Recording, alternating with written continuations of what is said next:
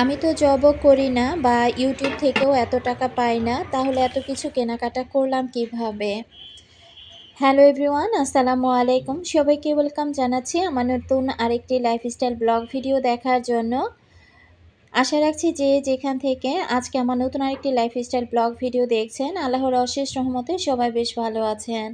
আমি বিথি, আলহামদুলিল্লাহ আমিও খুব ভালো আছি পরিবার পরিজন নিয়ে। তো আজকের ভিডিওটি আমি রান্নাবান্না থেকে শুরু করেছি। সকালবেলা অফ ক্যামেরাতে নাস্তা করে ঘরের কাজকর্মগুলো গুছিয়ে নিয়েছি। ইদানিং কেন যেন ঘরের কাজ করে তারপরে রান্না করতে আসার সময়টা আর কি অনেকটা লেট হয়ে যায়। তো যাই হোক, মোটামুটি যেহেতু অনেক কাজকর্ম এতদিনে গুছিয়ে নিলাম, তো ভাবলাম যে আজকে হালকা পাতলা কিছু রিফিলের কাজ আছে, সেগুলো করতে হবে। তো আমাদের মেয়েদের কিন্তু সংসারে কাজের কিন্তু কোনো কমতি নেই। এই কথাটা আমি সবসময় বলি। প্রত্যেকটা দিন নতুন, নতুন কাজের সূচনা কিন্তু হয়ে থাকে। আর সংসারের কাজ, এই যে নাস্তা করা, থালা-বাসন ধোয়া, ঘর গোছানো, রান্না-বান্না, এটা কিন্তু একটা গৃহিণীর প্রতিদিনেরই কাজ। তো যাই হোক, তো আমার সবই ভালো লাগে। সত্যি কথা বলতে রান্না করতেই ভালো লাগে না। আমি বরাবরই বলে থাকি এই কথাটা। তো আজকে চিন্তা করলাম যে ক্যামেরা অন করে আর কাজ করব না। অফ ক্যামেরাতে কাজগুলো সেরে ফেলি। তো বাজার থেকে ২ টা মাছ নিয়ে আসছিলাম রাতের বেলা। একটা ফ্রিজে আছে আর একটা এই তো এখন আমি কেটে নিচ্ছি।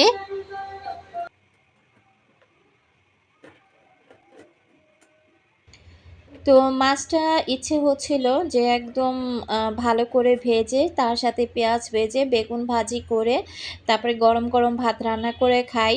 তো এরপরও আবার হঠাৎ করে মনে হলো যে না হয় একটু খিচুড়ি রান্না করব। তো খিচুড়ি দিয়েও কিন্তু ইলিশ মাছ ভুনাটা খেতে ভালোই লাগে। মাছটা যে আহামরি তেমন একটা বড় তা কিন্তু না, ছোট, তবে দামটা কিন্তু অনেক। তো যাই হোক, আজকেও আমি কি করছি দেখেন, আজকেও আমি রাইস কুকারটা আবার চুলাতে বসিয়ে দিলাম। তো এরপর আর কখনো এভাবে চুলায় আর কি বসাবো না। তো জানি না যে হেলেনা আপু আজকে আমার ভিডিওটা দেখলে আবার হয়তোবা এই কমেন্টটাই করবেন। তো আজকে শেষবারের মতো আমি রাইস কুকারটা চুলার মধ্যে বসিয়ে আর কি রাইস কুকারের হাঁড়িটা চুলার মধ্যে বসিয়ে রান্না করে নিচ্ছি। অফ ক্যামেরাতে আমি ভাতের চালের সাথে মসুরের ডাল আর মুগ ডাল মিক্স করে ভালো করে ধুয়ে নিয়েছি। তো এখন আমি আজকে খিচুড়িটা রান্না করব সয়াবিন তেল আর সরিষার তেল একসাথে মিক্স করে আর কি। তো যাই হোক, রান্নাবান্নাও করব, আপুদের সাথে গল্পও করব, সেই সাথে কিছু আপুদের প্রশ্নের উত্তর দিব। তো আশা করছি সবাই ভিডিওটি জুড়ে থাকবেন, কেউ ভিডিওটি স্কিপ করবেন না। আর সবাইকে বলবো যে প্লিজ একটি লাইক দিয়ে ভিডিওটি কন্টিনিউ করবেন। আমার ভালোবাসার আপুরা কেন যেন ইদানিং অনেকটা কিপটে হয়ে গিয়েছেন। ভালোবেসে আমার আপুরা ঠিকই ভিডিও দেখে, তবে লাইকটা যে কেন দিতে চায় না আমি জানি না। আমি কিন্তু যখন যতটুকু সময় পাই আমার আপুদের ভিডিও দেখলে সবার আগে কিন্তু আমি একটা লাইক দিয়ে দেই। তো আশা করছি আমার আপুরা প্লিজ একটি লাইক দিয়ে ভিডিওটি কন্টিনিউ করবেন। আর যারা নতুন আজই আমার চ্যানেলে প্রথম ভিজিট করেছেন, যদি ভিডিওর কোথাও কোনো অংশ আপনার কাছে ভালো লেগে যায়, চাইলে চ্যানেলটি সাবস্ক্রাইব করে আমার পাশে থেকে যেতে পারেন। একই কথা প্রতিদিন বলতে হয়, না বললে অনেক আপুরাই হয়তো বা লাইক দেবার কথা বা চ্যানেল সাবস্ক্রাইব করার কথা ভুলে যান। তো এই কারণে আর কি মনে করিয়ে দেয়া। আর এদিক থেকে দেখেন আজকে কিন্তু আমি মসলা আগে কষাই নাই, না কষিয়ে এখানে আমি চালটা দিয়ে দিয়েছি। চাল আর ডাল একসাথে দিয়ে এখানে আমি সব রকমের মশলা দিয়ে দিয়েছি। তো আমি কিন্তু খিচুড়ি রান্না বলেন বা মাংস রান্না বলেন, ওটার মধ্যে কিন্তু কখনো আমি আলাদা করে গরম মশলাটা ইউজ করি না, যেহেতু গরম মশলার গুঁড়াটাই আমি এখানে সরাসরি দিয়ে দিয়েছি। এই কারণে কিন্তু আস্ত গরম মশলাটা আমার তেমন একটা ব্যবহার করার দরকার পড়ে না। তো যাই হোক, খিচুড়িটা আর কি চালটা ডালটা খুব ভালোভাবে অনেকটা টাইম কষিয়ে নিয়েছি। এখন আমি গরম পানি দিয়ে দিব। অন্তদোলন আইডি থেকে আপু কমেন্ট করেছিল, আসসালামু আলাইকুম আপু। ওয়ালাইকুম আসসালাম আপু। খালামণির নতুন বাসাটা মাশাআল্লাহ অনেক সুন্দর হয়েছে, ভাড়াটা একটু বলে দিতা। তো সত্যি আমি ভাড়াটা বলতে আসলে ভুলে গিয়েছিলাম। ওই বাসার ভাড়াটা ছিল আপু ৭,৫০০ টাকা। বিদ্যুৎ বিল আলাদা ছিল, এটাই আর কি। আর অন্যান্য কোনো সার্ভিস চার্জ আর কি ছিল না। তো আমি জানি যে আপু ভিডিও আজকে দেখবা। আর যদি দেখে থাকো অবশ্যই কিন্তু উত্তরটা পেয়ে গিয়েছো। তো যাই হোক, আফরিন ডায়েরি আইডি থেকে আপু অনেকদিন আগে আমাকে বলেছিল যে ফুলকপিটা কিভাবে ফ্রোজেন করি। তো যদিও আমি ফুলকপি ফ্রোজেন করব তখন না হয় দেখিয়ে দিব। তবে আজকে আমি বলে দেই, যেহেতু মোটামুটি শীত অনেকটা এখন শেষ হয়ে যাচ্ছে। তো বলে দিলে দেখা যায় আপু হয়তোবা ফুলকপিটা সুন্দর মতো ফ্রোজেন করে নিতে পারবে। তো আপু, প্রথমত ফুলকপি তুমি তোমার কিভাবে কাটবে সে অনুযায়ী তুমি তোমার মন মতো কেটে নিবা। এরপর খুব সুন্দর করে পানি ফুটিয়ে নিবা। পানিটা যখন একেবারে টকবক করে ফুটে উঠবে তখন কিন্তু তুমি ফুলকপিটা দিয়ে দিবা। আর ফুলকপিটা দিয়ে একটা বলক চলে আসার সাথে সাথে তুমি কিন্তু ফুলকপিটা নামিয়ে একেবারে ঠান্ডা পানি দিয়ে ফুলকপিটা খুব সুন্দর করে ধুয়ে নিবা। আর যদি পারো ডিপ ফ্রিজ থেকে কয়েকটা বরফের টুকরা পানির মধ্যে দিয়ে একদম ঠান্ডা পানির মধ্যে কিছুক্ষণ চুবিয়ে ফুলকপিটা ভালো করে ধুয়ে এরপর কিন্তু ঝরা দিয়ে রাখলে পানিটা ঝরে যাবে। এরপর কিন্তু এটা খুব সুন্দর করে তুমি ডিপ ফ্রিজে কিছু সময় রেখে এরপর আবার নামিয়ে যখন হালকা হালকা শক্ত হয়ে আসবে তখন কিন্তু এটাকে আবার তুমি তোমার মন মতো করে বক্সে রাখো বা কোনো পেপারে মুড়িয়ে রাখো। রাখলে দেখা যায় আলাদা আলাদা হয়ে থাকবে, তখন তোমার যে কয়েক পিসের দরকার হবে সে কয়েক পিস কিন্তু তুমি নামিয়ে আবার ব্যবহার করতে পারবা। তো আপু, তোমাকে আমি মুখে বলে দিলাম, আমি যখন ফ্রোজেন করব তো তখন তো আমি অবশ্যই শেয়ার করব। আসলে খুব ব্যস্ততার মধ্যে সময় যাচ্ছে। আমি পারতেছি না যে এত তাড়াতাড়ি করে ফুলকপিটা সংরক্ষণ করার জন্য। তবে খুব তাড়াতাড়ি আমারও চিন্তা ভাবনা যে ফুলকপিটা আ শেষ হয়ে যাওয়ার আগে আগে আমি আরকি ফুলকপিটা ফ্রোজেন করব। আর কিছুদিন পরে কিন্তু ফুলকপির গুলো দেখা যায় তেমন একটা ভালো পাওয়া যাবে না। তো যাই হোক, আশা করছি আপুকে মুখে বলে দিতে পেরেছি। আপু বুঝতে পেরেছো। আর এদিক থেকে যা যা বের হয়েছে এগুলো আমি এই তো এখন ধুয়ে নিচ্ছি। কোনো একজন আপু আমাকে প্রশ্ন করেছিল যে মিনারাল লাইফস্টাইল ব্লগ থেকে আপু জানতে চেয়েছিল, আপু তোমার ওয়াশিং মেশিনটার দাম কত? তো আমার ওয়াশিং মেশিনটার দাম নিয়েছিল ২৯,৯০০ টাকা। যদিও ওয়াশিং মেশিনের নিয়ে অনেকবার আমি এটার দাম বলে দিয়েছি, আবার বিস্তারিত বলে দিয়েছি। তো নতুন নতুন আপুরা যখন অ্যাড হয় তখন আর কি এটা সেটা আর কি আপুরা জানতে চায়।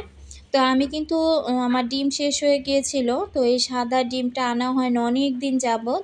তো যখন আমি ডিমটা কিনতেছিলাম লালটা আর কি ২৬০ টাকা আর এটা মেবি ২৪০ টাকা আর কি নিয়েছে।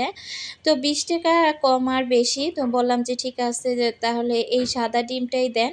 আমি যখন ডিমটা কিনতেছিলাম তো একজন পরিচিত ভাই আর কি বলতেছিল যে, "আপা এই ডিমটা নিয়েন না।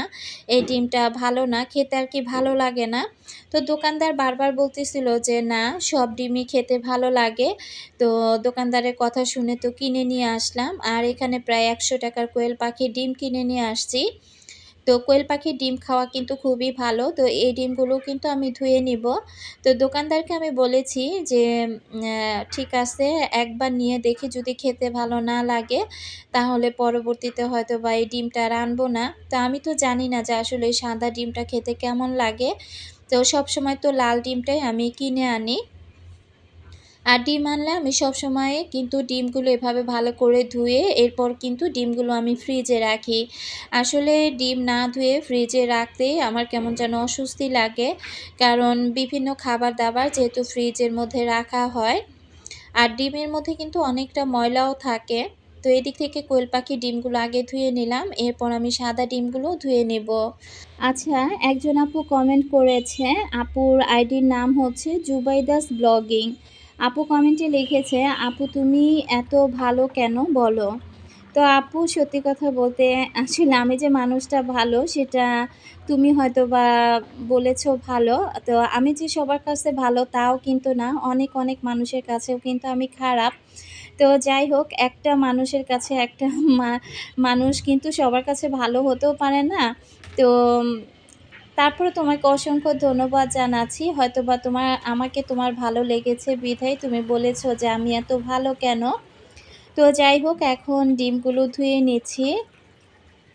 আচ্ছা, এখন একজন আপুর কমেন্ট পড়ি। জবেদা খাতুন আইডি থেকে আপু কমেন্ট করেছে, "আপু তুমি খুব সুন্দর করে বুঝিয়ে বলেছ।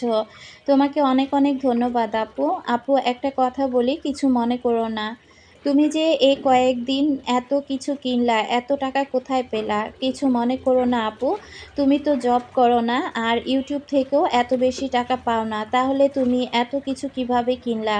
তোমার হাসব্যান্ড কি তোমাকে প্রতি মাসে হাত খরচ দেয়? কিছু মনে করো না। আমি তো হাসব্যান্ডের কাছ থেকে কিছুই পাই না। অনেক কষ্ট করে বাচ্চাদের স্কুলে যাওয়া আসার খরচ নিয়ে কোনোরকম চলি।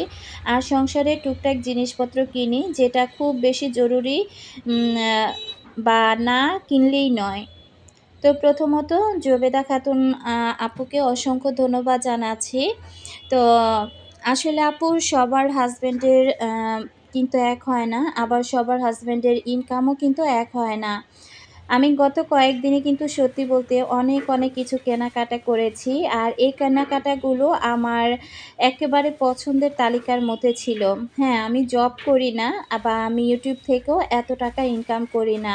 তো তাতে কি আল্লাহর রহমতে আমার মাথার উপর যেহেতু আমার একটা বটগাছ আছে, বটগাছ বলতে পারেন যে এটা আমার হাসব্যান্ডের কথা বলছি। তো এই মানুষটাও যতক্ষণ আমার মাথার উপরে আছে আর সে যেহেতু আল্লাহর রহমতে এবং আপনাদের দোয়ায় সে যেহেতু ভালো একটা জব করে, ভালো একটা স্যালারি পায়। তো সেখান থেকে তো আমার জব করার কোনো প্রশ্নই আসে না। আর দ্বিতীয়ত আমার দেখা যায় YouTube এ টাকার আশাতেও আমার থাকা লাগে না। তো আমার হাসব্যান্ড খুব ভালো করেই জানে যে আমি মানুষটা কেমন, আমার কি পছন্দ। তো তার পছন্দগুলো যেহেতু এত বছর সংসার জীবনে আমার জানা-শোনা ভালো করে হয়ে গিয়েছে। আবার আমার বিষয়ে কি আমি পছন্দ করি, কোনটা পছন্দ করি বা কোনটা করি না সেটাও কিন্তু তার জানা হয়ে গিয়েছে। তো মাস শেষে যেহেতু সারা মাসের সংসারের খরচটা আমার হাতে এনে দেয়। আর দেখা যায় সেখান থেকে হয়তোবা আমি কোনো ব্যাংক ব্যালেন্স করি না। তবে আমার প্রত্যেকটা শখের জিনিস কিন্তু আমি কিনে ফেলি।